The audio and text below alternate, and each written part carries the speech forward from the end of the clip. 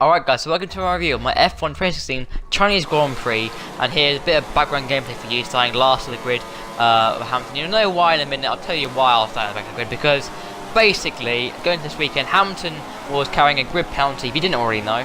And by the way, this video does contain some spoilers, so if you don't haven't seen the Grand Prix, just be sure to check it out, take the highlights out or something like that. But yeah, Hamilton was carrying a grid penalty for a gearbox change after the Bahrain Grand Prix they had. I think it was due because of Bottas' accident they had with him. That might have had some damage to the gearbox. He changed the gearbox this weekend, heading into the weekend with a 5-place grid penalty, and then I think that's worse. In qualifying, Hamilton suffered an engine issue, so he had to change his engine before the race, which meant that he had to take the start at the back of the grid. So Hamilton started at the back of the grid for this race, in qualifying. But basically the main story was Rosberg took pole position. Just again, let's face it, who was really gonna beat Rosberg? I mean, Ferrari, yeah, they've looked a bit more stronger in practice at China, but they didn't really look too much threatening. And I think of Raikkonen was topping both. I think Q1 and Q2, I think at one point. But yeah, I mean, Rosberg took him on top, and actually Ricciardo was actually a surprise package for Red Bull, considering that Red Bull has a Renault package in it.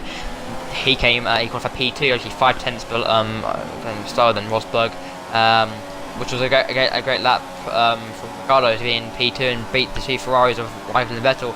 Vettel did a lap towards the end of the session, so I think his lap was actually, he only did one flying lap in Q3, whereas Raikkonen did 2 laps. His first lap was pretty good, but his second lap he could have gone faster, but he kept going deeper, this hairpin, as you can see in the actual gameplay itself. So mistake from both Ferrari drivers cost them grid position. And actually had Bottas in P5, good qualifying. Williams actually has some resurgent form here. It actually has some decent form under China, mainly because of the straights they had. So good form there. And Kvyat was 6th, ahead of Perez in 7th. Sainz was 8th, ahead of Verstappen 9th. Toro Rosso still flexing his muscles, and Hulkenberg was 10th. Massa was 11th, but Hulkenberg was penalised. I think it was Hulkenberg, yeah, for some sort of penalty. I think it was like some sort of penalty. And Alonso was P12. Ahead of Button in P13, Grosjean and Haas for P14. Haas really was struggling this weekend. Salvers of Ericsson and Nasser in 15th, 16th. Armstrong was 17th. Renault, another one that's struggling as well. Gutierrez, Haas in Haas just 18th. Palmer was 19th ahead of the Renault, and then Harriento was 20th ahead of their line, obviously, and Hamilton was marking the back of the grid. So going into the race, we had pretty much some good, we were preparing for a really good race, and we did actually have a very good race. The first 14 laps were just carnage everywhere, literally. We had the first start of the race where Rosberg got beat into the first corner by Ricciardo. However, Rosberg started on the hard of the soft tyres compared to Ricciardo, and so had a not as good of a start. But Ricciardo headed into turn 1 as a leader ahead of Rosberg, who's actually the only guy on the soft tyres, not the super soft. And then Vettel and Raikkonen came together with Kvyat going up the inside, and Vettel after the race actually blamed Kvyat for that accident because he thought he was like a madman and like a torpedo going into the first turn 1. But in my opinion, Vettel had a bit of a confrontation with Kvyat after the race on the podium, and yeah, really, I mean, it was really like just a bit of a spicy moment. But very much Rosberg won the race ahead of Vettel, a very dominant win by 37 seconds.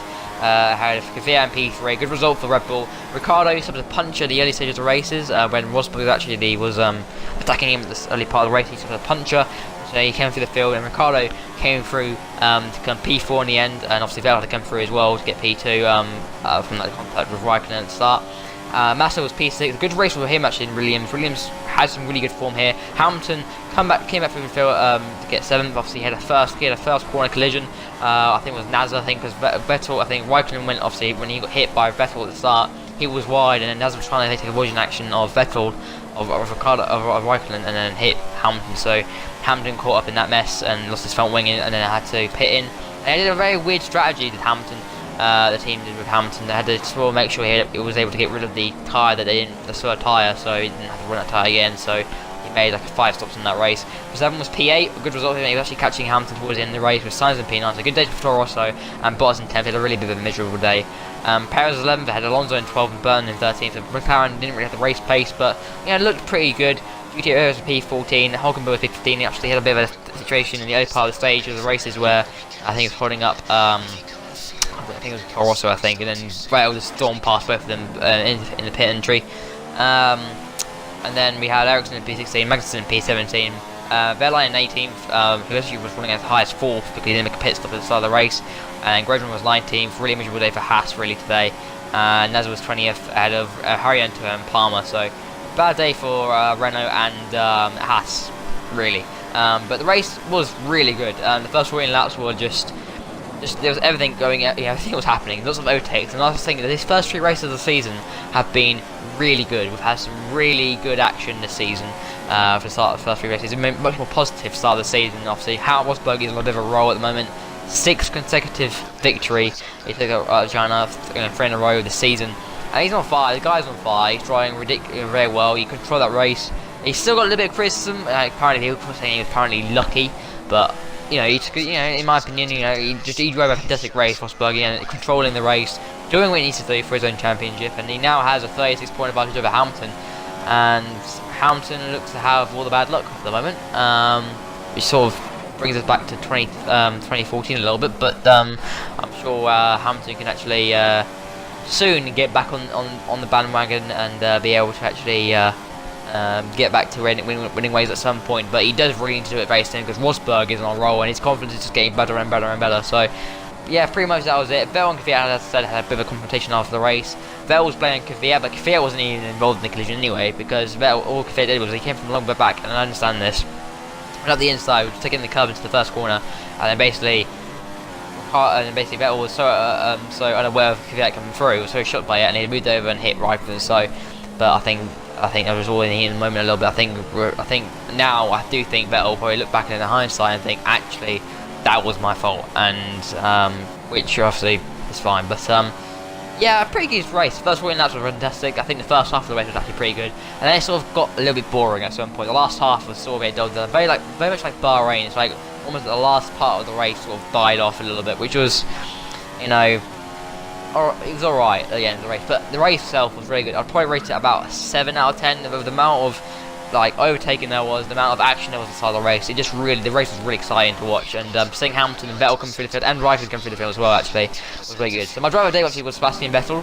Even though Hamilton did very well, but Vettel had a fantastic drive. He had missing parts of his end play as well, and I think for me Vettel was the driver of the day. Even though Ricciardo had a good comeback as well through the field as well.